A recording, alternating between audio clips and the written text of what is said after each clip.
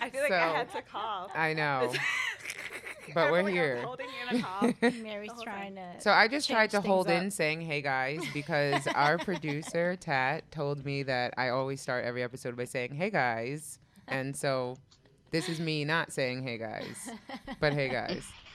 Anyway, so today we have a special episode. Carol's here, Hey. and we have a special guest, Johnny, Ooh, in the hey. building. And we're super excited. We've been like chasing her forever, trying to get her here, and she finally has graced us with her Ah, thank presence. you. Yes. Yay. And then we have Crystal at home with us. Yes, Yes. Skype. I So, could have done that too. uh-uh. Yeah, I could have done that. I could have. You didn't have to No, chase me. no, I could no, have. I no. could have Skype. Well, we have a special I'm reason why joking. I'm Crystal's joking. at home, and we're gonna get right into that. Yes. So the one thing that the three of you guys have in common, Johnny, Carol, and Crystal, is that you are moms of kids on the spectrum.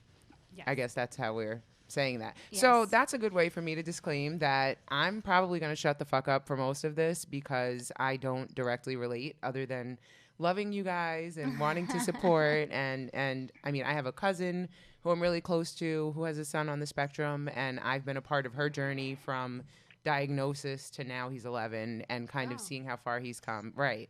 So, yeah, I mean, part of why why Crystal isn't here in the studio with us today is because her son got sick, and then Yes. kind of had a meltdown. And, you know, I think that's kind of Yeah. life as a mom of a kid on the spectrum, right? It's like Mhm. hard to make plans, right? I think the only thing Yeah. you can expect is the unexpected. Yeah, So, yeah. in the spirit of all of that, though, we are fucking yums and we make shit work. And so here we are Yeah. with Crystal on Skype, and Yes. this is hashtag Yum Life. So And yeah, and I think it's important to kind of just right off explain how a meltdown for a kid who's autistic or on the spectrum is not your typical meltdown. No. Right. It's not. It's not a tantrum. It's not a tantrum. Although it's confused that way, but it is Yeah. a very just different experience. Like you have where a child could last hours just really crying, throwing things, hitting themselves, hitting other people. And if they're nonverbal, it's like you're trying Yeah. to figure out why. And oftentimes it's sensory. Yeah. It could be something that's hurting them. Like it's just it's such a whole different beast. And so yeah, I think that's very important to kind of clarify right off the bat. so I think that it would be good for us to kind of rewind and talk about how you guys dealt with, you know, the beginning, right? Like the diagnosis of your kid being, Yeah. you know, and everyone has two kids Yes. biologically Yes. anyway Yes. here Yes. right now. So, but none of you guys have more than one kid on the spectrum, right? Like, or Well, both of yours.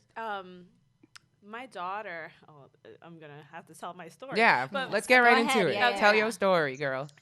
So my daughter was diagnosed with autism, but that was also because my son had autism. My son's older, my daughter's younger.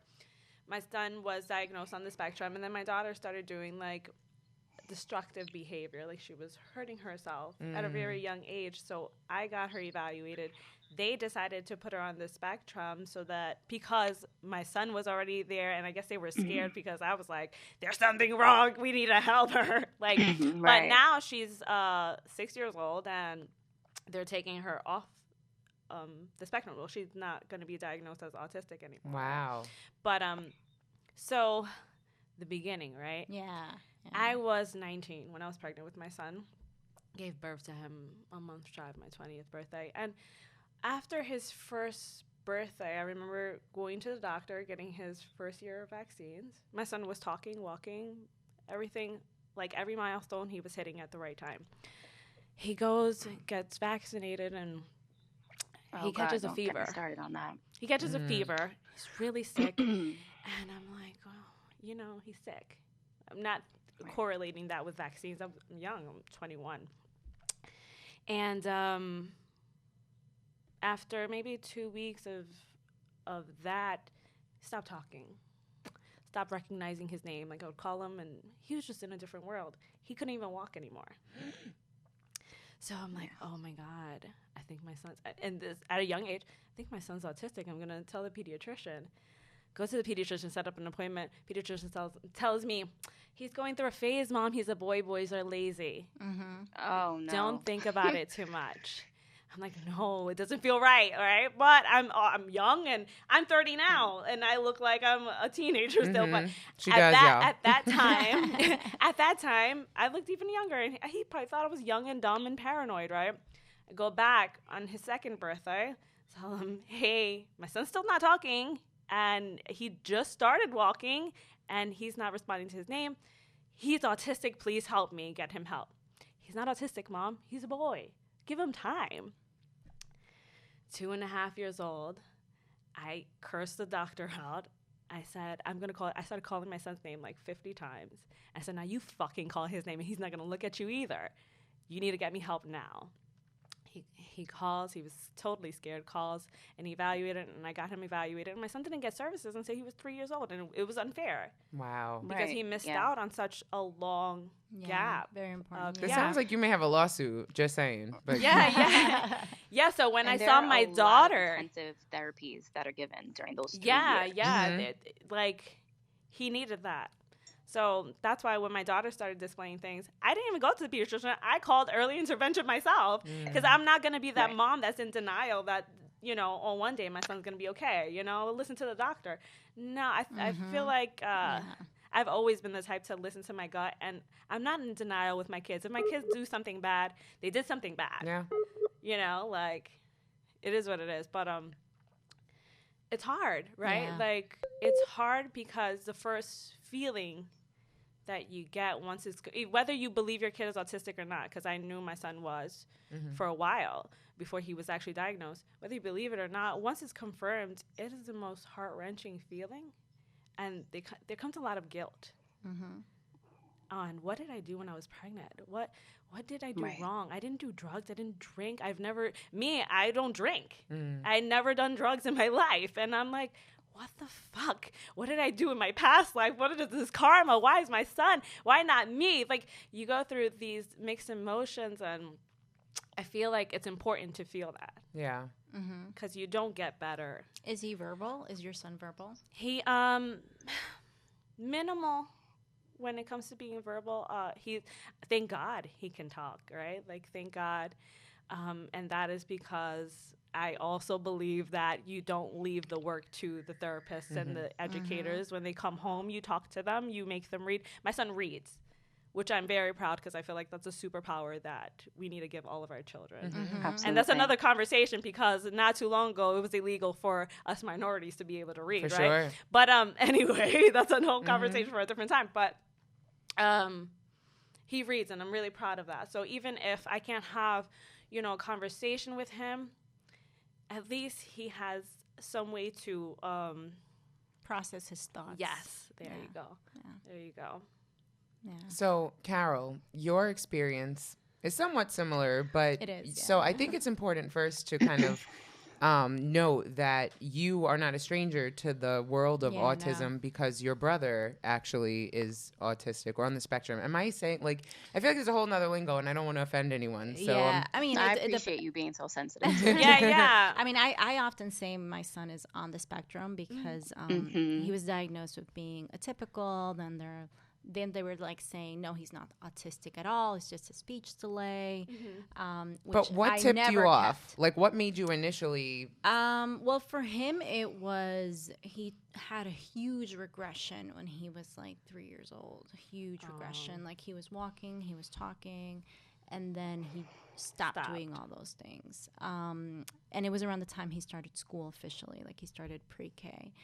And it's interesting because for his pre-K, we went to the school several times earlier in the year, and they were like, oh, he's great. We're going to put him with his teachers. There was one incident where when we went for registration, I took Max, and he was talking to the people there, the teachers. He was fine. Then when he came in September, they were like, who is this kid? Because he had a huge regression. And it was super confusing because he would start doing things again. And by regression, I meant he stopped talking, would not have conversations. He stopped. For a while, he he was potty trained, and all of a sudden he's peeing on himself again. Oh. So it was like, what is going on, like, for us? But right away, I've always had a sense because of my brother. Like, my brother was diagnosed later. He was diagnosed around the time when, like, Asperger's was a thing. Yeah. Apparently, it's not a thing anymore. It's not on the spectrum anymore. No, they took it out. But that was his diagnosis because he was so functioning. Like, my brother, High functioning. Yeah, he was high functioning. He graduated college. Like, he did a lot of things. He's working now. Like, he did things that normally, but he could not look you in the face. He still struggles to look at people in the face. And he still struggles to he's extremely smart, like super smart. But there's certain things like noise for him, he gets a little bit uncomfortable. So I already kind of knew, and I was paranoid throughout my pregnancy. Oh my God. This girl used to drive me nuts. Everyone crazy. I was like, everything that I read up on ways to avoid, like, they say that doing this can kind of cause you to have a child to cause autism. So I stopped it. They were like, if you drink too much grape juice, it means. So I literally stopped, and I was craving grape juice, and I stopped drinking grape juice. Wow, I've never even heard the grape juice correlation. Yeah, and there was like another thing where, like, I was craving for reasons beyond me. Burgers. Yeah, burgers. She wanted burgers and every day. And I do not eat meat like that. And I was like craving burgers every day. And then Mary was like, they told me that burgers. And I was like, oh my God. Well, I read it somewhere that burgers cause red meat is linked to autism. Again, I think the fucked up part of this is nobody really knows. Everything, but I stopped doing as soon as some people told me things. I would stop because it was like, oh my God, I need to cut the risks because I felt I was high risk of getting a child who was on the spectrum because of my brother. So I did everything you could possibly think of. I nursed. They even say like formula causes something, like it's like being overly attached. Like I did everything you could possibly that they said is linked to it, and my son is still on the spectrum. I mean, I'll never forget the day you called me and told me that he was diagnosed, and it was like, I think I even sort of just paused because I remember your fear of it, and I was like, holy shit, like this is like her worst nightmare. Literally, so I mean, but I will say you've come so far from that point, honestly. And it's because of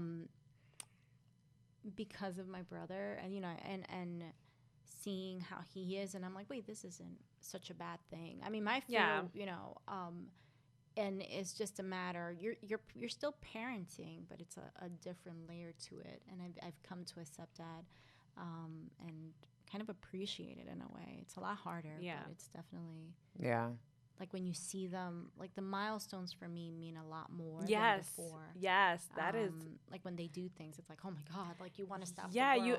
you have to appreciate it, right? And kind of like talking to parents who don't have a kid on the spectrum. Like you're like, why didn't you celebrate that? Yeah, like, they take it for granted. And they don't know better. Yes, you know what I'm saying? They take it for granted because they don't know what it's like to not have your kid do that. Like Yeah.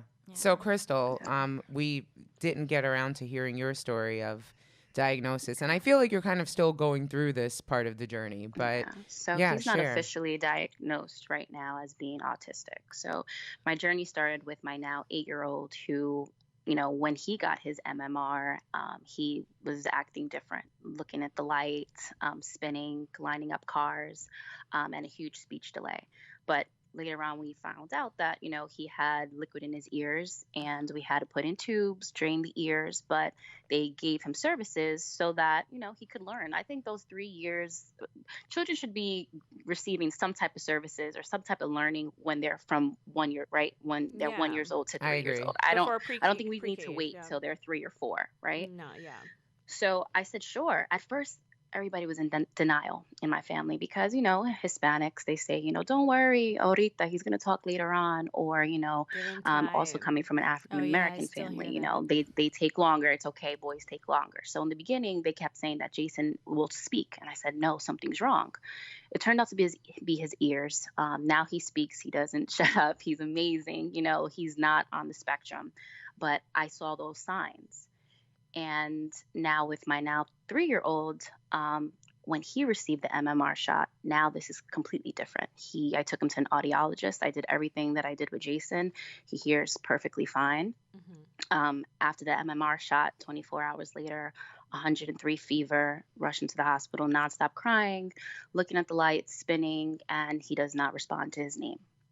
So for the last 2 years, I've been giving him, of course, intensive therapy. He has like 20 to 30 hours a week of, early intervention. And I'm doing a heavy metal detox. So now he makes eye contact. There's huge milestones that he is meeting right now, which I'm so happy about. But this is the shit that I'm going through now, is that for New Jersey, they mandate to give the fucking flu shot. So January 2nd, I gave it to him. And I'm not anti-vaccine. I don't want my children to have polio. I don't want them, I'm trying to be more educated on it, right? In the beginning, I thought it was the number of shots. So I thought with Jason, they used to give 4 shots at a time. Well, with Justin, I'm not going to give them the 4 shots. We're going to do 1 at a time. And if you, doctor, you tell me something else, I don't give a fuck. I'm coming back to do it 1 at a time, right? But now I'm learning that it's not the number, it's the actual shot itself. Yeah. The vaccines that they're giving nowadays to our kids are very different than what they gave, our parents.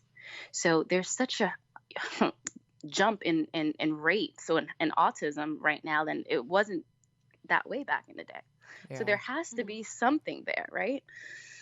I gave him the shot on January 2nd, and a couple of days later, he threw up at school. I'm like, okay, well, what's the matter? And now 2 days later, he has a fever, and we've been battling a fever since Friday.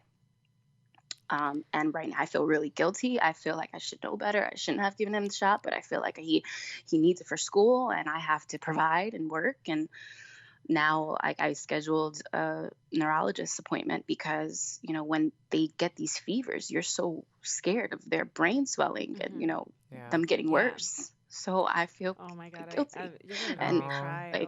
I know. I wish you were here. We'd give you a hug.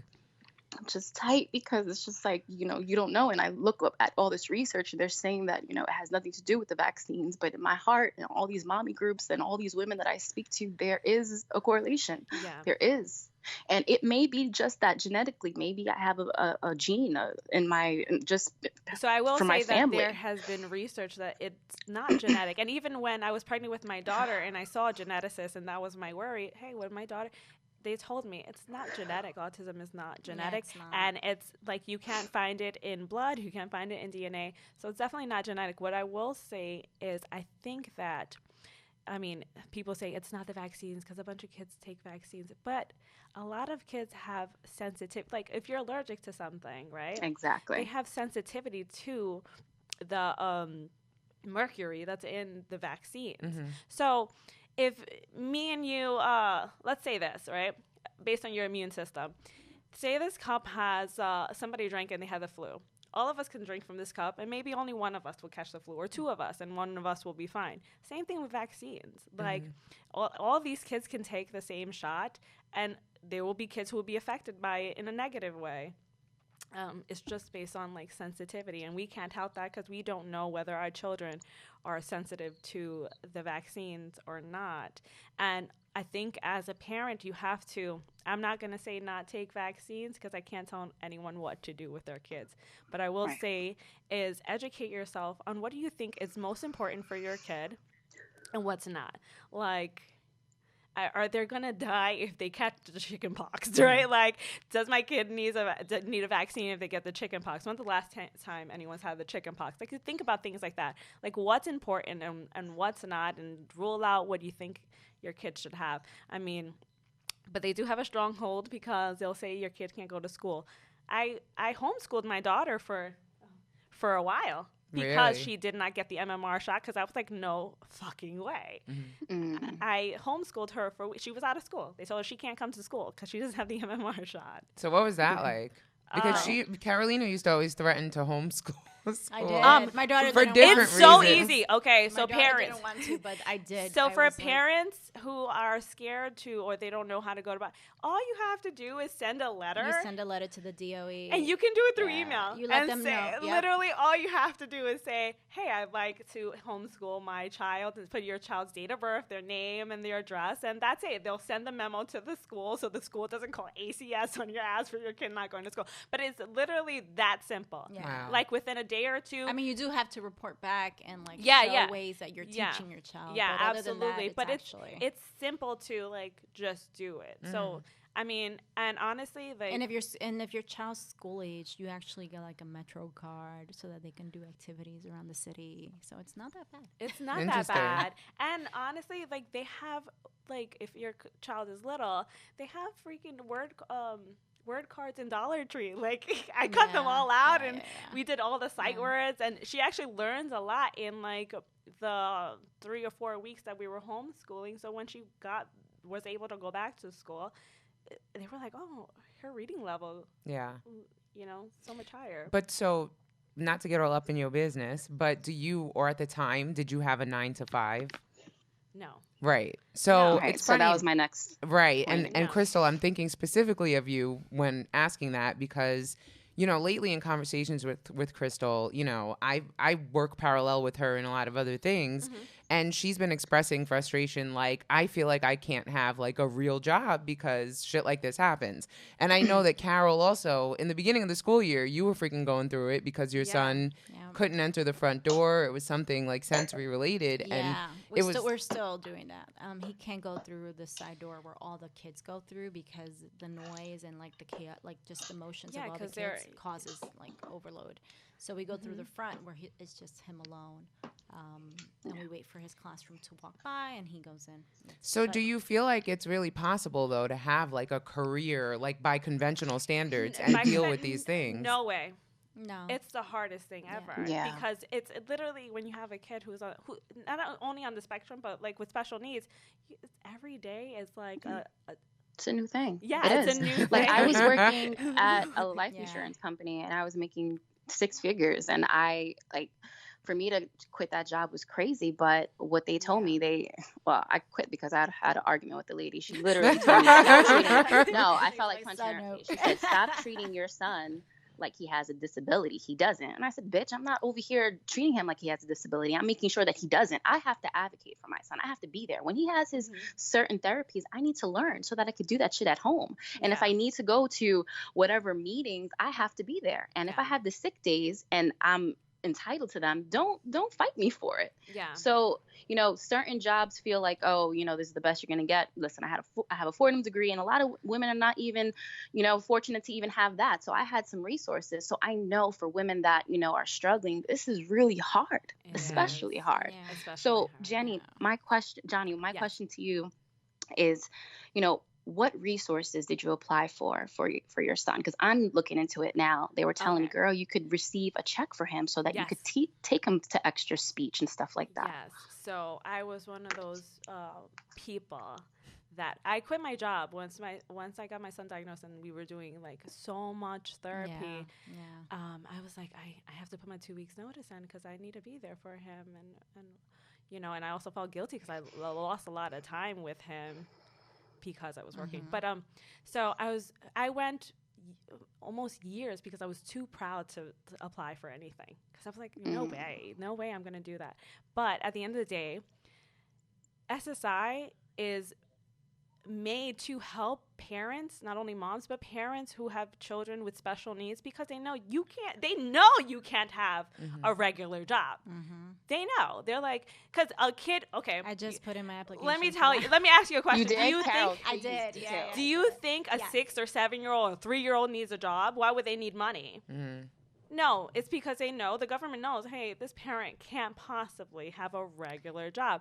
So they'll give you anywhere. It depends on your income. In your income, yeah. Yes. Yeah. It depends on your income, but they'll give you, whatever they feel would suffice to help you. I think the highest is 7 something right now a month. But I mean, for me, it was I applied because of that. I mean, I work, my husband works, and it's like we're still paying for so much out of pocket. Like he's taking a social class where he goes every Saturday morning, and they pretty much have conversations to get him used to having Your son? fluid, Nice. conversations. We're doing, besides the services he gets in school, he gets occupational therapy, speech, and he's in a special education class. But then aside for that, we do taekwondo with him so that he's Nice. getting his physical. I'm actually now, next week, we're going to take him to see a physical therapist. So it's like extra. And this is How all old is your son? insurance, but he's 6. 6. And it's all extra, but we're going to have to pay out of pocket for Mm-hmm. copays and who knows what else. And so, yeah, I mean, it is super, super costly even if you're not, Yeah. whether you're working or not working, it is such a costly experience, trying to figure out. And anything you want, and even, vitamins and getting them, you want to try everything. Everything. You try everything, even if it's just to have, some sort of peace of mind. As much as possible. So I have 2 questions for you guys.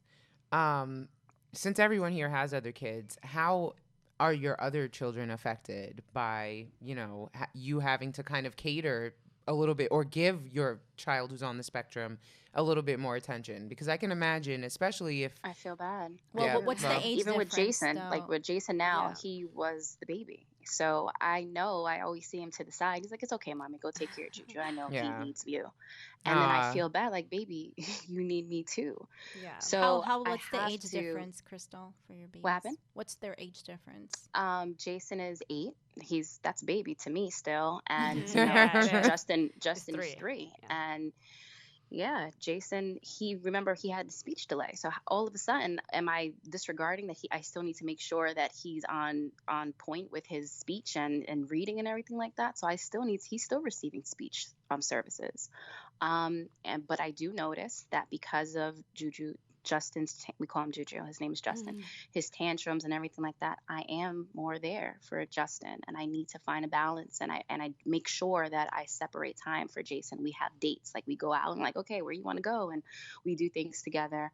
But yeah, it is a thing, and I don't want him to feel like when he grows up that he was under Juju's shadow. And I saw this thing on Netflix. I don't know if you guys watched it. It's called Atypical. Did you guys Yeah, watch it's that? a show.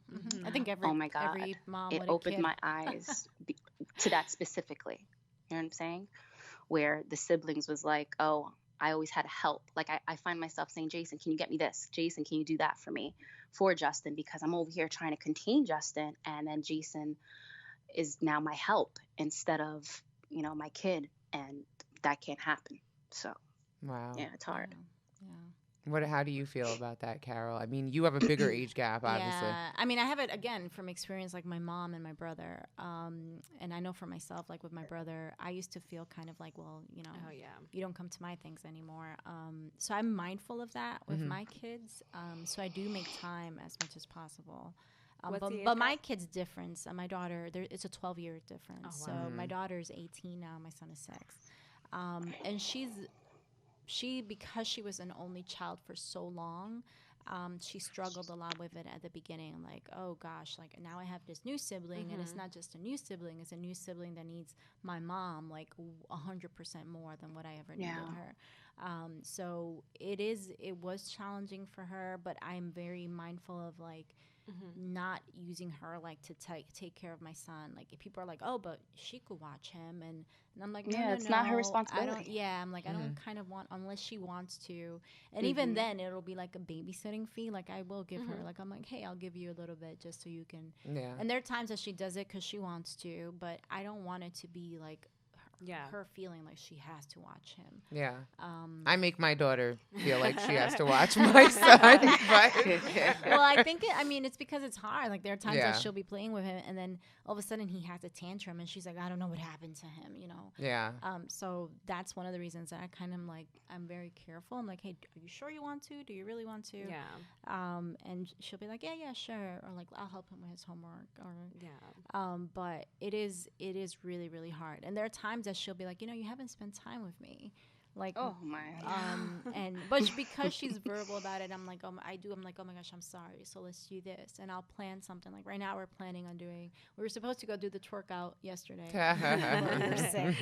So now the plan is to do another dance thing, Yeah. Broadway That's Center or so- something. Yeah. So, Maybe something more wholesome. yes, Yeah. yes. I was gonna bring my daughter to learn how to twerk. Listen, I brought mine. Judge me if you want to, motherfuckers. But You're it's a skill. we twerk at home. No, I'm kidding.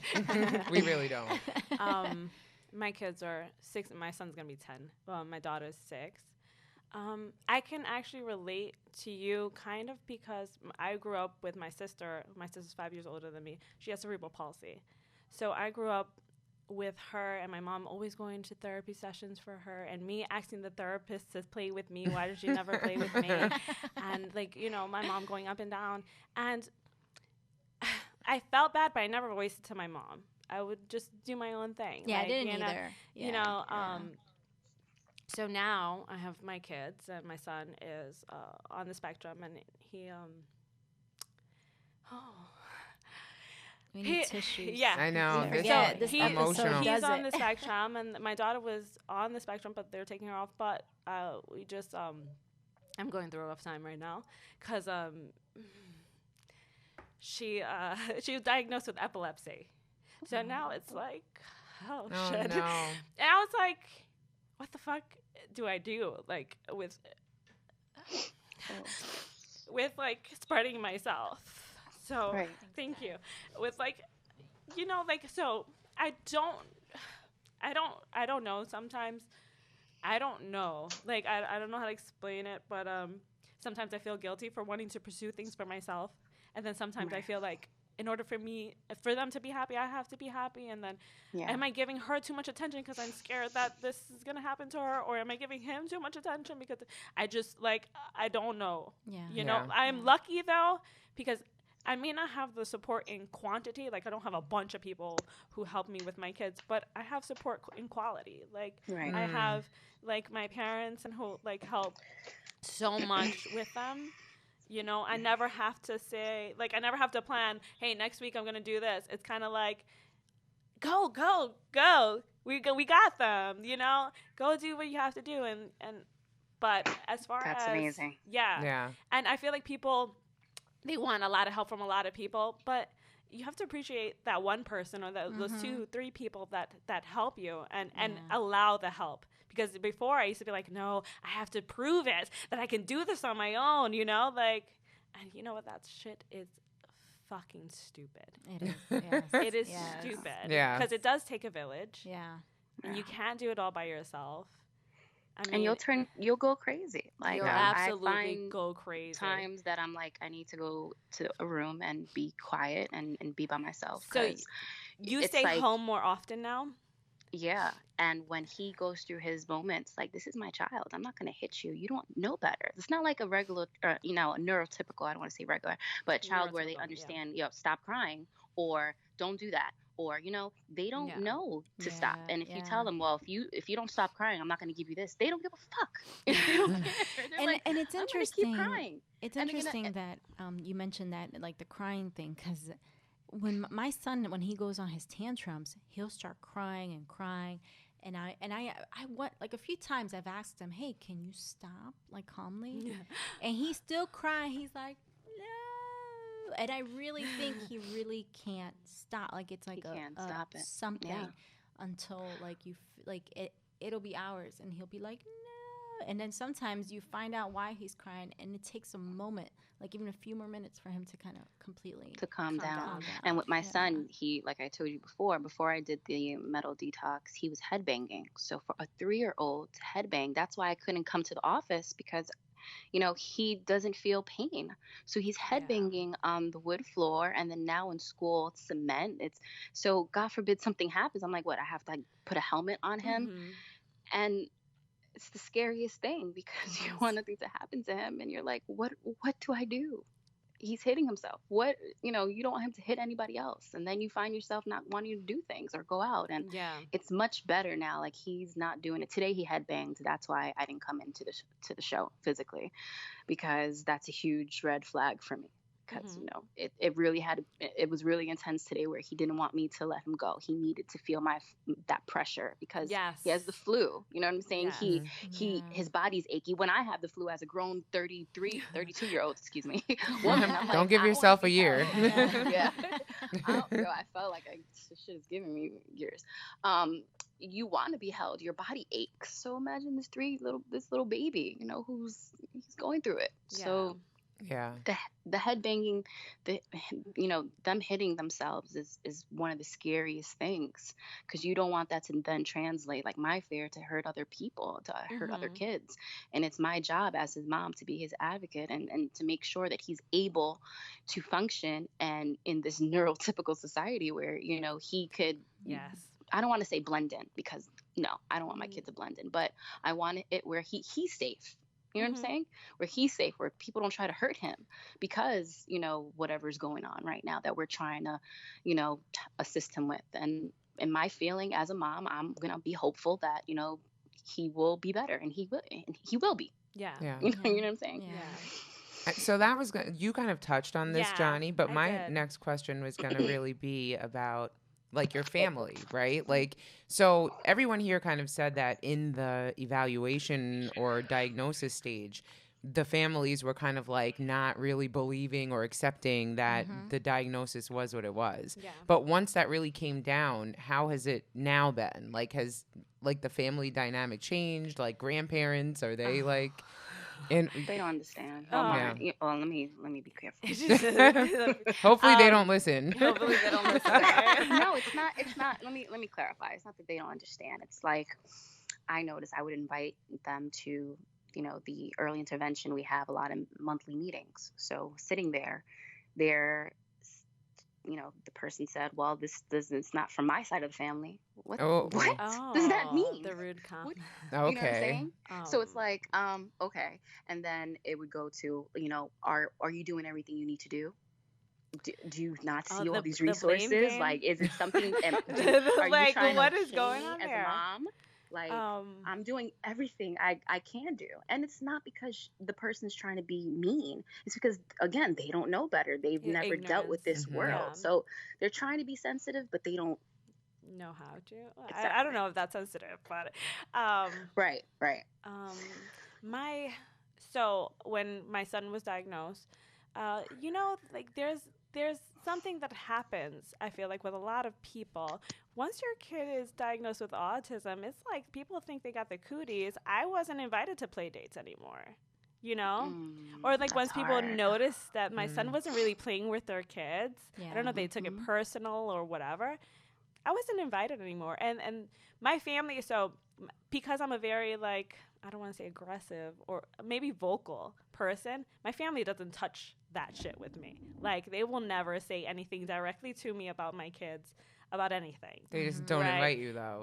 Yeah, no. I mean, No, like when I'm around family, no one ever says anything about my kids ever. Like, But I will say, my parents, their grandparents, with my son, it's like I see they pity him. Mhm. I Yeah. see it. Like, I mean, they will never tell me, "Oh, me da pena," but I see it. I see it on how they treat him. And I'm one of those parents. I don't know if a lot of people agree with me. Just because my son has autism doesn't mean I treat him like he has autism. Because we live in a neurotypical world where, and I spoke about this before, where I can't always tell everybody, hey, he's autistic. I'm sorry, he's autistic. Yeah. I kind of have to teach him, hey, you know what? When you're home, you can do certain things, but when you're outside, you can't do that. Like I remember when he was younger, my ideology changed because of age, but when I was younger, and I would take him to restaurants and he would be flapping, he'd go, like, make the noises, people would look, and I'd be like, he has autism, what the fuck is your problem? Right? I'm a paying customer too, right? I would do that. And I would do that shit so often. And then I got older and I said, wait, what the fuck? I'm not going to do that everywhere I go. And when he's 15 and he's riding, I'm hoping, because I want him to be independent, riding the train or the bus on his own, I'm not going to be able to be there to tell him. So I think, appropriating his behavior based on his surroundings is important. And telling him right from wrong is important, because he'll never know that what he's doing is inconsiderate if no one teaches him. Hey, it's kind of inconsiderate to make noises when you're at a quiet restaurant. So I know it feels like there's such a thin line with the, I mean, I feel like, and I kind of want to get to this later about how to be like a supportive friend, but I mean, I've personally apologized to Carol before because I've definitely accused her of like pussy ass parenting, which she and I both were guilty of with our older daughters. Ones, yeah, because we were like young single moms, and we were kind of like compensating for situations with them.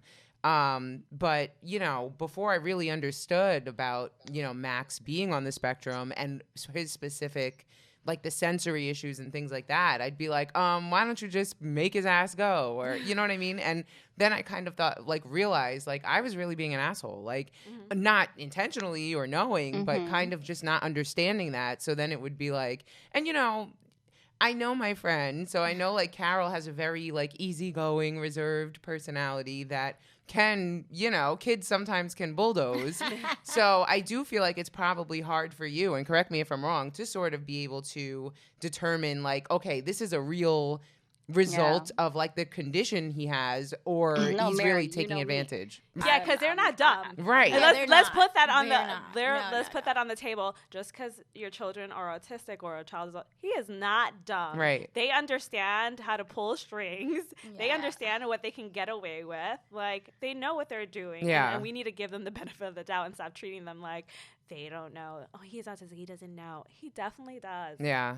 He definitely does. Yeah. I mean, obviously there are times where they can't control it because of sensory issues, because they see things or hear things amplified, and we can't control those things. But there are things where it's like, hey, you being slick. Yeah. I see you. Yeah. And my son, is funny, we had a meeting this past week, my son and his therapist, his school therapist, and they were saying, like, he's very slick. He knows how to pull. And I'm like, oh yeah, I know my kid. And like he knows what to do, like who to do it with, who to and manipulate, like, how to. So he's very like he's conscious of his behavior, and to what you just mentioned, it does help. Like he knows how to behave in certain things, and he knows how to. When he can react or when he can act up and where he can do something. But to that extent is also like, for me, I find myself, I was similar. I was like saying like, oh, it's because he's autistic. I wouldn't tell people. Yeah. But like even recently I've been having issues with Lyft, the cab company. Mary knows me. And we got into a cab. She probably tweeted their asses. I did. I very well did. And I did, because we got into a cab, and my son, when you get into a cab, there's no car seat. So we sat him in the middle just so he could be safe. I was buckling him up. And as I was buckling him up, he put his seat against the back, the little kind of where you put your arm rest on portion of the seat. And the cabbie was like, oh, take it down, buddy, take it down. And I was like, excuse me, you do not need to talk to my son. Like, I'm sitting him down, and you can tell me. So the whole ride, he was just, like, rushing. Like, my son was literally, like, wobbling over and trying to hold on. And I kept holding, like, no, remember, put your feet down. And right away he remembered, like, all right, I'm not going to put my feet up. So he kept his feet down. And as we were leaving, like, I mentioned to the cabbie, I was like, you shouldn't talk to children whose parents are there. That's not right. No. Whether or not. And he's like, well, you shouldn't, blah, blah, blah. I was like, well, my son is on the spectrum. And honestly, this trip could have been a huge disaster had I not, because he could have gone haywire. So then he, like, pretty much, like, went off on me. I went off on him. Then she tweeted Lyft. I did. And because he was Don't like, fuck with Carol, because she'll, like, tweet you to death. I will, FYI. Only if I feel like I'm right. And he's like, well, you should put that on the app that your son is autistic. And I was like, oh, really? So I mentioned to Lyft, I was like, so should I pretty much label every time I take a cab ad? By the way, comment section. No, I mean, my autistic son is in a cab, and they have not responded me. They're like, no, we'll refund your money. And I wrote back, I do not need you to refund me the money. I need you to address the fact of how a person who has a child with special needs is supposed to take your cabs. But even if your kid didn't have special needs, it's still inappropriate to speak to your kid. Exactly. Yeah. Exactly. Talk to the parent. Hey, can you ask him to put his feet down? Okay. Yeah. But there's a lot. I mean, even with, like, trick-or-treating, remember, like, there was, like, a mom who had, like, what was it, a blue, she had a blue bag, trick-or-treat bag, so that people would know, like, if your if kid he didn't say trick or treat, right. It was because he was autistic. Yeah. So I feel like there are certain, like for me, I understand, like if your child's able to understand behaviors, to have ways of like saying, you know, oh, you can't do certain things, but like, and explaining it to them. Yeah. But if your child can't, you do have to kind of buffer the world until they're able to kind of understand, until they're of age. Because I feel like eventually they will. Yeah. There's a goal. That's the goal. You always set goals for them. But for the most part, there's nothing wrong with creating buffers, I think. Like, that's just my 2 cents. Yeah. I think, I mean, you have to like teach them though. Like you can't say I'm gonna skip it until you're older and you can understand. You can't do that because you can't teach an old dog new tricks anyway, right? Right. So like I think if you just discipline them, I'm not talking about hitting your kids because I don't touch my kids at all, but like try to like add something new every time. Yeah. So that create the goals. Yes. That's what they have in their IEP goals. Yeah. So create it as a goal to be mindful of how you behave when you're outside and not be afraid, I think, too, of putting yourself in situations like that with them, because that's how they're going to learn. Yeah. Like if you go to restaurants often and your son is not like, you have to continue going. Like we literally ran stop. out of IHOP the other day because he was not stop crying, and it was like, we had no idea why he was crying. We left, and he was like, I didn't get pancakes. And I'm like, well, you didn't tell me why you were crying. But then we went back, and he was like, better behaved. He's like, he said he wanted crayons. Apparently that's why he was crying, because they only gave him 2 crayons versus 3, which is apparently what they gave. He's like, they didn't give me 3 crayons. Oh, yeah. Attention to detail. It's like a thing. Yeah. Wow. Yeah, my son does that too.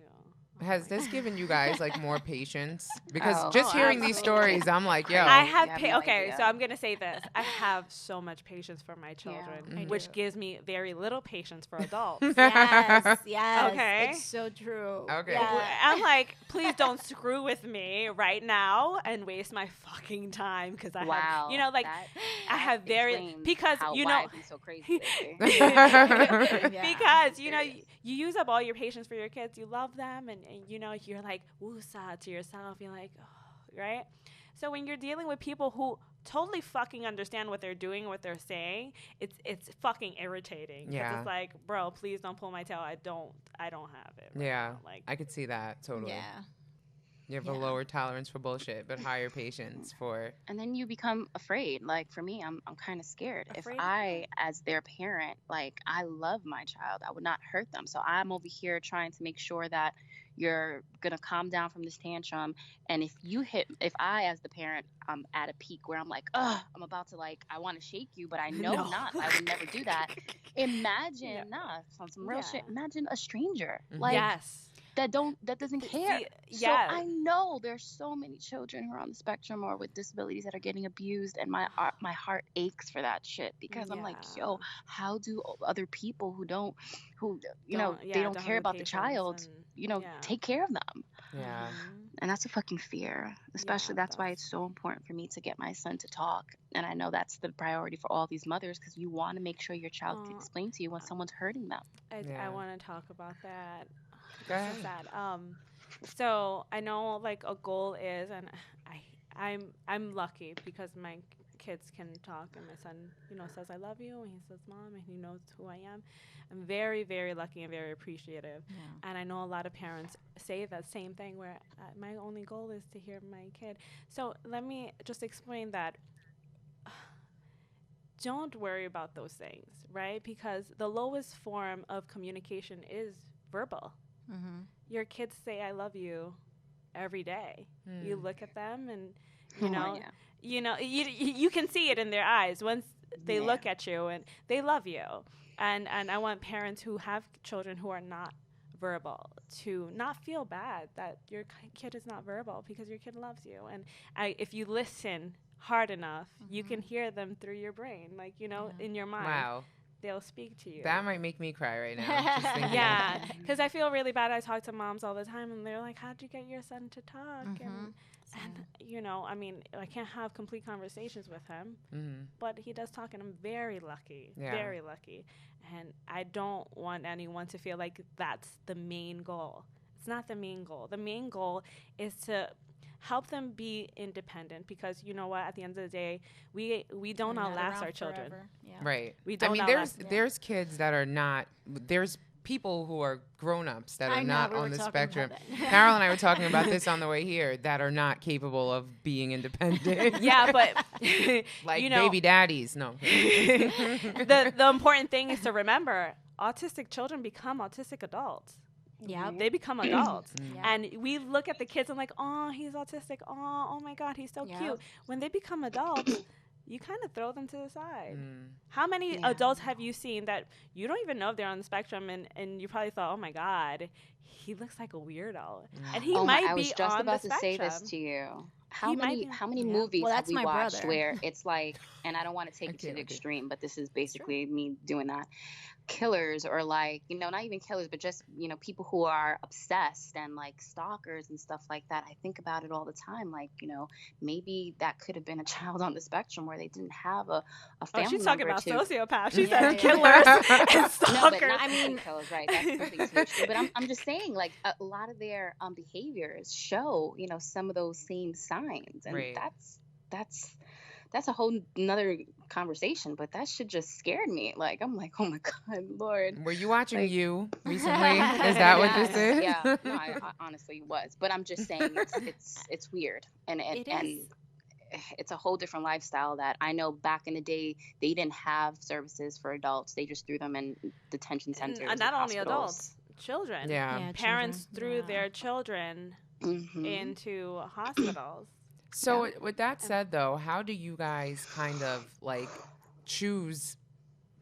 I was going to say facilities. That's a really mean and cold word. Yeah. But like whatever, schools, like educate, like whatever it is. Like I know, Crystal, you recently relocated to another state. So, I mean, I know in the beginning you were really happy with the difference there. I don't know if that's still the case, but since they force you to get the damn flu shot. But yeah, that's just the state of New Jersey. But the actual school itself is amazing because they have an integrated program, and it's not really they separate the children when they get their therapy. But for the most part, you know, he's with other neurotypicals.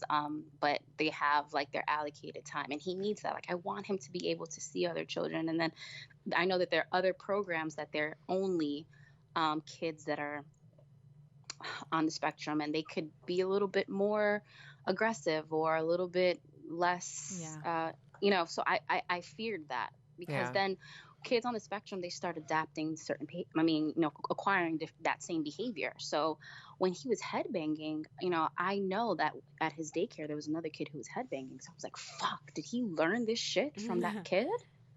Yeah. And then, you know, you don't want to be that parent. And, you know, this program is so far so good, but it's only from 9 to 2. When he was in New York, he was receiving therapy from 9 to 6. So this is where I'm saying I need to be home more, obviously. And 2, I need to get extra services because he's missing out on a lot of hours. Yeah. So does this, well, there's 2 things. I know, Carol, you were kind of contemplating doing the opposite and putting Max in a more, I don't know, environment where it's, I don't even know. Is it smaller or just it's more where there's kids? It's tailored more for kids on the spectrum, it's more right? It's tailored more. Right now he's in special education. Before when he was in pre-K, he was in an integrated class, and he did really well. And right now he's been in a special education class where it's only 10 kids in the classroom, and he hasn't improved at all. It's been mostly, you know, me like really kind of, I read to him every single night. I'm reteaching him, basically. Yeah, reteaching him. He's, a lot of the things he's kind of learned and is passionate about has been because I've taught him. And we go to museums and we do activities. We do arts and crafts in the class and at home. So just doing as much of that as possible. But right now we're looking into hopefully getting him into another school. That's what the reason I met with his teachers this week, and I met with his neurologist, and just making sure we're taking the next steps for that. But yeah, I mean, he's in a public ed right now, which, you know, unfortunately, most public schools, they don't have, they don't know how to deal with a child who's autistic, and they have special education class, which is what he's in, where the kids have a mix of things. Right. So you have kids who have speech delays, and then you have kids who are very severely autistic. And or even violent, right? Violent, yeah. There've been a few kids in his class that are like throwing things and violent. Yeah. No, my son, he's 3 and he's gotten hurt. A little kid picked up a chair he's allegedly in a and hit regular him in the class, head with right? it. He's not in a class that is specifically for children with autism, correct? Your son? No, he is. He has there. So how many children are in the class? It's 4 to 3 teachers. So there's and then he goes one day where it's an integrated program. So then he's with other kids that are on the spectrum, but they're more high functioning. So they split it up. Like, it's very different in Jersey. In New York, I had to pick one. Here they blended both. New York is like the best place New York and LA, best place for schools for kids with autism. So I read, right? My son, who I'm very proud of, moved up into an 8 class this year. He was in a 6 class for earlier in his life. I feel like when you have your kids, the hardest thing to do is to put them in a small class for kids with autism. Like, because I thought about the same thing that you thought about. Oh my God, he's gonna, those kids are probably gonna bite him, or they're gonna be aggressive or whatever. You think about those things when they're little. So like, that's why I asked you, because I know when they're 3, you're like, oh my God, in school, 3 years old, right? I think it's important for parents to like, kind of put your pride to the side, because sometimes also it is, I don't want my kid to be with kids like that or whatever. Place them where they belong. Right. Don't be fearful. Place them where they belong, because you know what? I'm very lucky because I had a friend who her son is 1 year older than my son, so she recommended all the schools he went to, the pre-K he went to, and that's great. So she's gonna recommend the middle school because he goes to middle school first. But the school he's in is great. I love it because he'll have a kid who is higher functioning in his class, so he like has a goal to be like this, and then he'll have a kid who's not as higher functioning, lower functioning. So it's kind of like a good balance. I don't think I've ever experienced any violence from other kids, and that was one of my biggest fears. It was, oh my God, what if a kid hurts him? I've never experienced violence. And because it's a small school and there's, a lot of support, we talk all the time. There's class dojo. Talk to your kids' teachers and therapists. Yeah, talk to that's one thing. I'll tell you one thing. Whether your kid's on the spectrum or not or whatever, have a good relationship with their teachers. Have a good because once they know the parent cares, they take better care of your children. Yeah, that's true. I used to be a teacher's assistant, so I know. Like, when that parent cares, and honestly, the truth is, when your kid is clean, has their hair combed, dressed not new clothes, but dressed properly, and no boogers hanging on the face, and they see the mom wipe the boogers every morning, they're like, you know what, that kid is loved. That kid is loved, and we're gonna show love to that kid. Unfortunately, also well, because they take better care because they're like, okay, somebody's gonna come and advocate for exactly. You, so. That's exactly kind of what it is subconsciously. I don't think they realize that, but they're like, you know what? Let's make sure this kid is really good, because that parent is very concerned about her kid. Yeah. Talking to Crystal, it is scary to not have like those examples of like, success stories. It's like you hear a lot of the doom and gloom, I feel like, especially even when you're dealing with like school officials and the therapist. I feel like from what I hear from like all of you guys and my other friends and my cousin that goes through this, it's like they are almost trained to not be so encouraging or give you hope. They like, give it's you really they weird. give you the worst news. Yeah. I also feel like they don't want to give you false hope either. Right. Yeah. I Like, guess they that's what don't they're want careful to say, like, yeah, he's going to be great. They told me my son would never talk again, or they just don't have those expectations for him. Right. They told You know? me your son's not going to retain anything, so don't even try. Like, What? teach Oh, him. but don't even try is horrible to say to Yeah. someone. Well, they're That's- saying like that's don't crazy. like force yourself, like Yeah. or don't force it because his retention. And I think is that just it's so hard bad. to really find It- a it mommy is a little group bit. or a Mhm. circle within your friends that Yeah. people can relate to, because a lot of times you don't want to tell your friends because you don't want them to treat your child differently or whatever the case is. So this morning when I was going, I didn't even text Mary or call Mary first. The first person I know. I I'm text I'm was- offended. No, I'm kidding. could've I'm texted kidding. I'm me. kidding. You could have Like, sent I me a hit up text. Carol, like, yo, Yeah. he's Oh, hipping. okay. Like, I'm kidding. no, I'm sorry, boo. I know. No. Add Johnny to your list. I We should definitely text the am, three. and it's Start a because group that chat. they're at a different level of childhood than I am. I'm in the very beginning stages. Like Jason, he's 8, but he's not on the spectrum. We had that scare, but Juju, he's on the spectrum. So now it's like I'm brand new to this, and having you ladies, girl. Carol, thank you for today, because she even sent me links and she calmed me down. She told me to go do something. She told me to take the baby in a room that's has low lights and it's not noisy. Mhm. Couldn't find that. I put him in the closet. Like we both went in I the was closet actually going to tell you together. get in the closet if you have to. Yeah, we both went in the closet together and I was hugging him. And Yes, he that just is calmed very down. effective. And Wow. I was like, wow. Tight. And that jewel of advice, who would I have been able to get that from my friends when they can't relate? So thank you, Carol, for that. Yeah, that was Aw. great. When my Look at son that. was about that age, and I would take him to like stores and whatever, he would have meltdowns because there's so much going on, and he would get on the floor and just start crying. So I would get on the floor with him and give him the tightest bear hug and Yes. count. And you have to like be very like 1, 2. Yeah, you Yeah. guys sound like a machine. Yeah. almost. Yeah. I feel And like just you speak count. like that anyway, and I'm wondering if that's a result of your experience. Yeah, but yeah. You kind of have to like one note it the whole time and like just zone everything out. Yeah. People will look at you like you're crazy, Mm, but it's not Mhm. about them. Yeah. this is Yeah. For true. that.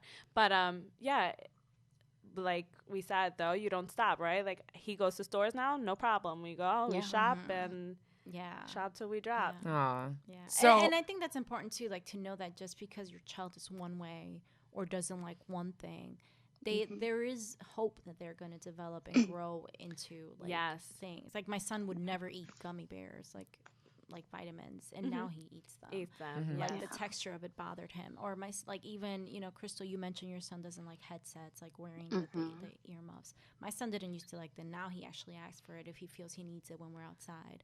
So like they Yeah. do kind of grow. Get better and with become age, better. right? Yeah. Yeah. Yeah, they do. And learn your child, find different ways to redirect them. If you know that if they're having a tantrum and a cookie or some juice, make sure we do that as moms anyway. We always have something extra, but with a child that's on the spectrum, I would have extra things just to redirect them.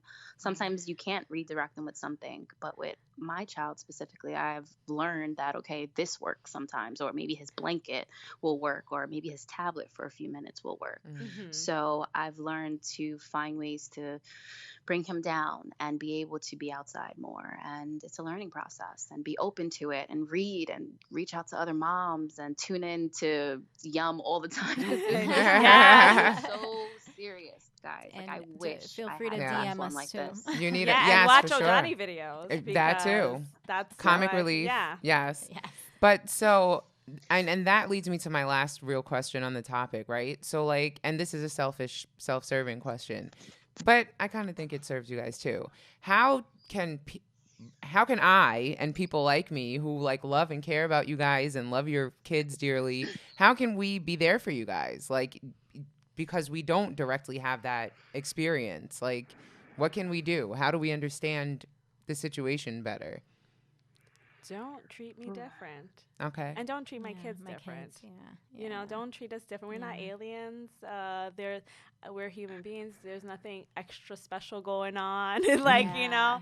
Um, And even if you like invite us places and we've said no maybe 8 or 10 times. 20. Invite us Right. again. Add a 0 to that. No, I'm kidding. Right. Don't stop, And because there will be a time where when I'm the like, we you know what, can. let me take her up on it, or let me do this because, He'll have a good day. yeah. Yeah. we could do Or it. if I said yes and couldn't go the day of, don't take it personal. Yeah. Don't be Right. mad at me. And please, no extra drama because we're dealing with so much. Yeah. Right? Like, Yes. I feel like when, like, I'll have a friend call me and they're complaining about something, in my mind, I'm like, how dare you complain? I know, I do that Like, too. I don't tell them that. Yeah. I try to tell them, hey, you need to appreciate this.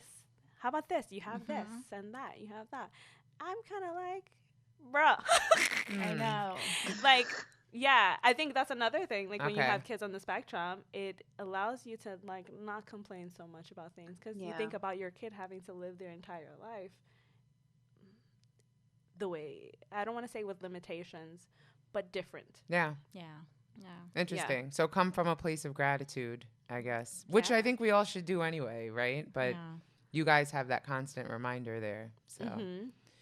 well, wow. This has been like really educational and emotional and all of that good stuff. But before we go, I do want to let all of our listeners know what's going on with you, Johnny, because you've been up to a lot of stuff. I've been up to, I don't like to tell people what I'm doing. I know. Oh, yeah. You're one of those. Yes, wanna we know. know. Johnny's Hashtag- cryptic. I'm doing a lot, specifically, Not with a lisp, no. Yeah, entertainment wise. So I mean, just follow me. Yes. Just Where follow can me. they follow you? Oh, Johnny. OHHJANI. Yes. Instagram. Yes. Yes. There's a lot of fun things happening. And honestly, when you see me not post for a chunk of time, it's because I'm working on something really like big. So there you go. Yeah. So you guys make sure you follow her. She's a comedian and artist and just a dope chick and a yum. Yeah. So we have to support her because of that. Amen. Thank you. Yes. And Carol, tell them where they can find you. Hey, C_Pichardo on Instagram and Twitter, and I promise not to tweet you rants. Unless you fuck with Unless her, you fuck then with she'll me, shut you yes, down on I Twitter. will. Crystal, let everybody know where to find you. On Instagram, Crystal Mestres with a Z Bishop, and on Facebook as well. And I am at Miss Mary Almonte pretty much everywhere that I have time to be. And we are at Young Urban Moms. So keep shouting us out and show us how you're living the hashtag Yum Life. And until next time, we got to go pick up our Later. kids. Bye. Bye. Bye, guys. Bye. Take